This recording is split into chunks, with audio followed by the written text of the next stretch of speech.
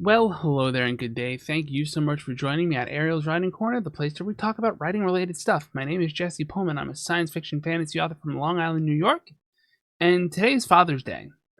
So first and foremost, happy Father's Day to all you fathers out there. I hope it's treating you well. I hope your family's doing well in general. I miss my father very dearly. And while I know it's not the same, in my role as a pet parent, I'm missing my baby cat Ariel today. And that's in small part because my wife got me this gift. It's a little black cat planting bed. You put dirt in it, you put seeds in it, you grow stuff like catnip or cat grass out of it. And this little thing is going to be our guide as we talk about the role that gifts play in your story. I swear this is my last cut of this video because I've tried this like 10 times. It's not going so great. So gifts have, and this is just some example things that gifts as a concept possess.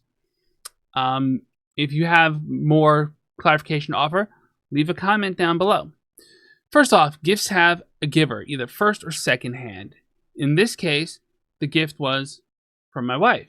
She gave it to me. But it could have been a gift from my mother-in-law. It could have been a gift that somebody gave to my wife or my mother-in-law to give to me. Some fictional examples of the one that's sticking in my head the most for this video is the lightsaber from Star Wars.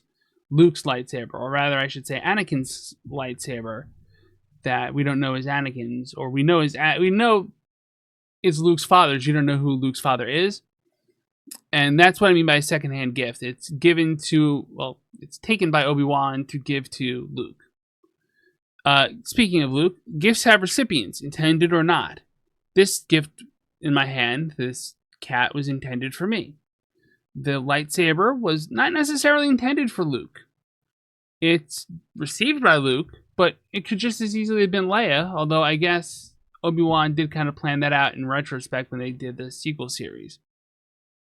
Gifts have a cost, known or unknown. I do not know the cost of this. I did not look it up. I did not see a price tag. I don't care. It's the thought that counts, right? But gifts can have a cost. It could be $10. It could be you have to give your pinky finger up.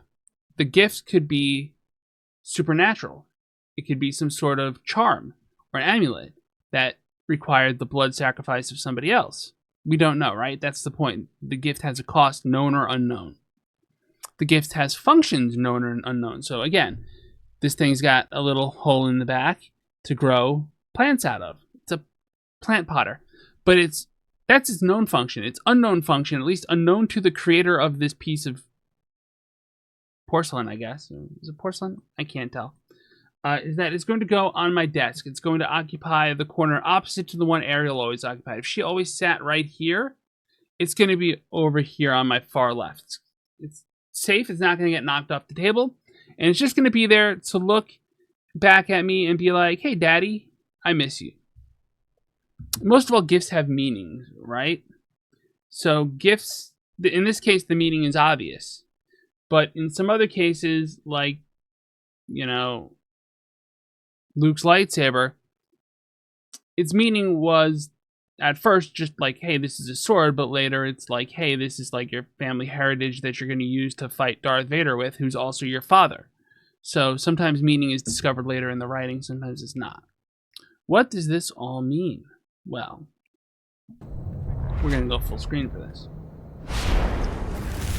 What this means is that this gift has meaning to me because it's emotionally attached to me. It means a lot to me from a heartfelt perspective. Whereas, Luke's lightsaber has meaning to him in that it helps you kill. A magical charm or amulet or a magical ring, like, let's pretend my wedding ring is a magical ring, and I put it on. Well, if it's the one ring from Tolkien, it's not a gift. It's definitely spoils of war. But it was originally a gift. So if you think about it that way, right? Sauron gives the rings of power to the different races to establish control over them. It has an unknown function to it. But you can tell I'm thinking this out loud. But the One Ring is not a gift. It was a spoil of war. and it's passed down through different holders until it gets to Frodo and Bilbo and all of them. I don't really know Lord of the Rings that well. I watched the movies, I read the books, I have the book on my shelf somewhere, but I don't remember it. So, insofar as the One Ring or the Rings of Power work, they're magic rings that have a known function, they give you power, and an unknown function, they subordinate you to Sauron. This ring is my wedding ring, but when I pass, hopefully I have a child, that child will get my ring, because that would be a direct gift that is indirectly given by my wife. So that's different ring bearers, so to speak. You know, you get where I'm going with this, right? Gifts have power, and gifts have meaning. And you can even have just lots of different story angles with a gift. You know, does the gift set the young hero on their quest? Does the gift end a quest? You know, if you're given a gift of a relic of some kind that means peace between two different peoples, that's a gift.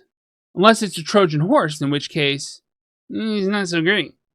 Anyway, I've run out of stuff to say. I want to thank you all so much for joining me. If you enjoyed this video, if you found it helpful to your writing, please do hit the subscribe button. It'll help me know to make more of these. I'll see the number rise. Like the video. Spreads it around a little bit more in the algorithm sometimes. Share it to your friends. Leave a comment, like I said earlier. Let me know what you think.